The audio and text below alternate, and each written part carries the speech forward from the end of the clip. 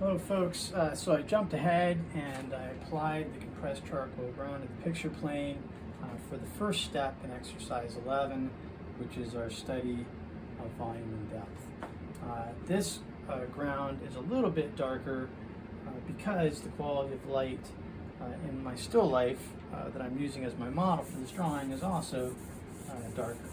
So I've got kind of a darker mid-range gray, but that's all right. I think this will help make my drawing process perhaps a little bit more efficient when I start trying to compose the elements that I see in my still life in this space. All right, so once I get to the right sort of gray that I think I'll be able to use for this, I'll start adding some forms.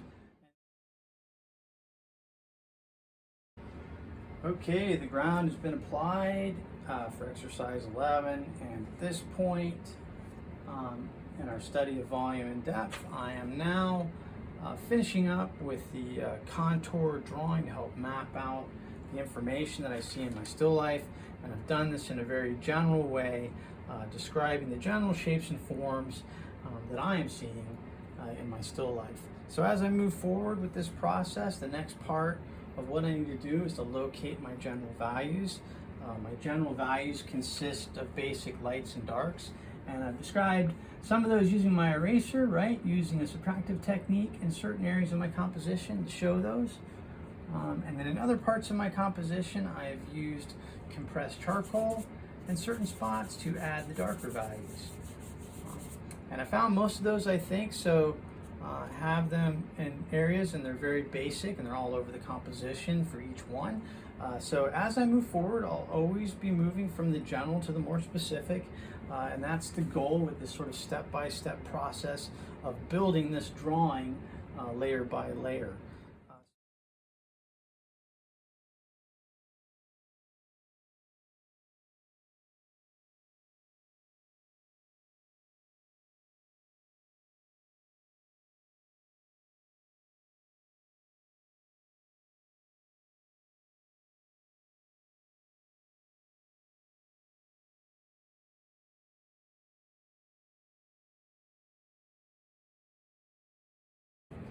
Okay, I'm at the end of my demonstration for exercise 11, volume and depth. And at the end of this process, I've completed or nearly completed two charcoal drawings of the same still life.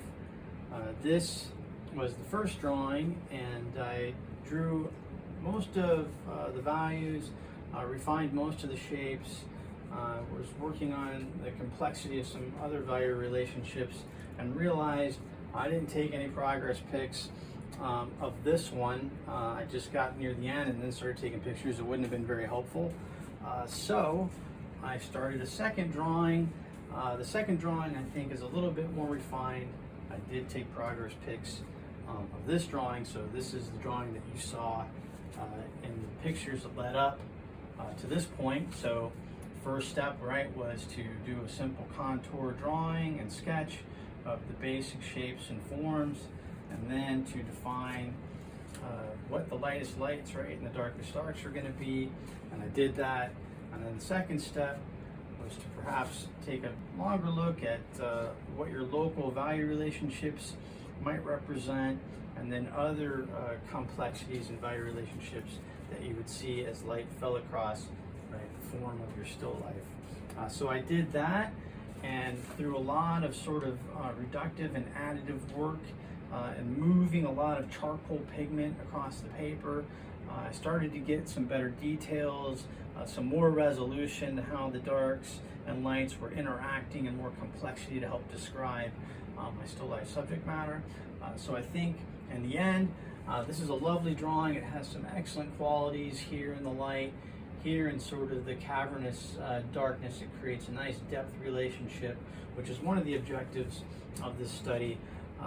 But I think I have a little bit more complexity in this, and I'm still getting some nice depth relationships with this study as well.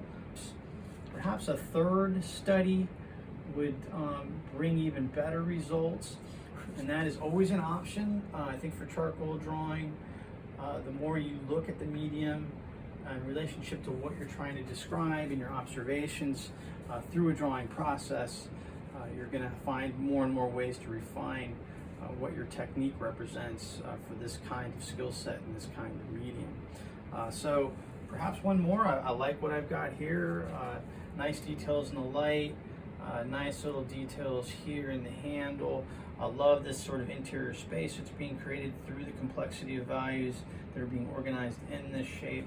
Fine. And then of course the subtlety of lights here, defining these planes of the paper bags, I think comes through really, really well.